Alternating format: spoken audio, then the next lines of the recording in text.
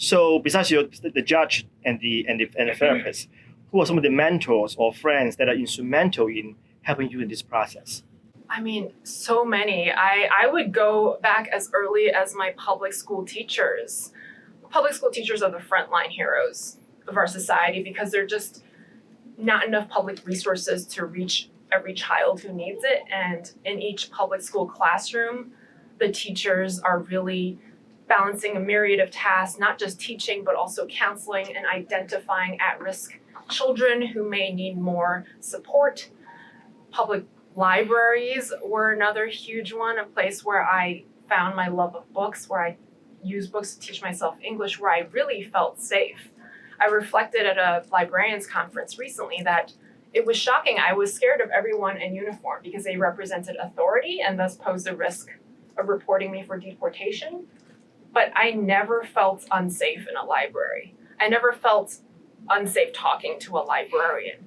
And I never even thought about why that was. It was just such a natural and comforting and protective place for me. And I'm sure that's not by accident. Having since talked to the librarians at Chatham Square Library in Chinatown, I know now that it was not an accident. They very much know what they are doing for the community and are very cautious to ensure that it is happening the way it is, that children feel safe there. And beyond that, just my writing mentor, Hilary Frey at Huffington Post, put me in touch with my agent. I took some writing classes at Catapult and Sackett Street, and those classmates were really encouraging because to confess, I think everything that I write needs to be deleted immediately.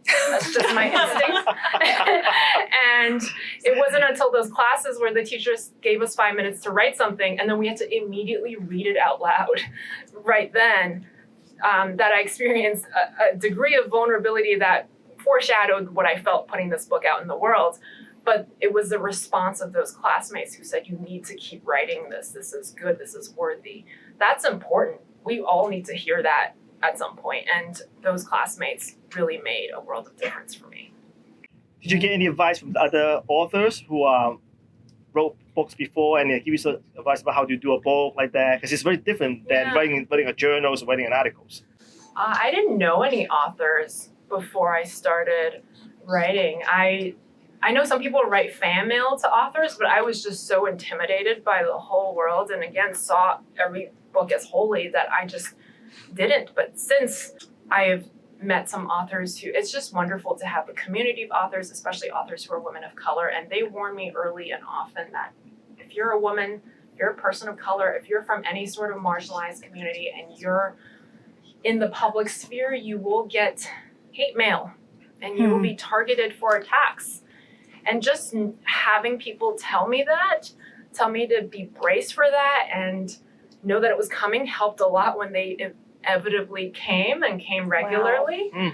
And it's sad, right? It's hard to read some of that mail and not be disappointed in humanity, but then to have a network of authors who are also dealing with similar things day in and day out and just trying to cheer each other on and remind each other of everything we have accomplished has made a world of difference. But the other tip that I got from Hilary, she told me to finish my book from the entire manuscript before I let anyone in publishing see it. And that's kind of odd advice. A lot of people sell, especially nonfiction, you can sell on proposal. And I didn't know anything. So I was like, well, Hilary told me and I don't know anybody, so I'm going to do it that way. But I'm really, really grateful that I did, because I have since met authors who sold their book on proposal, they're first-time authors, and then they had 2 months with a full-time job to write the book. Or the editor who bought their book, by the time they finished writing it, the editor had left and they had no champion in the publishing house. Or the publishing house had a really strong vision of how their book could be or should be.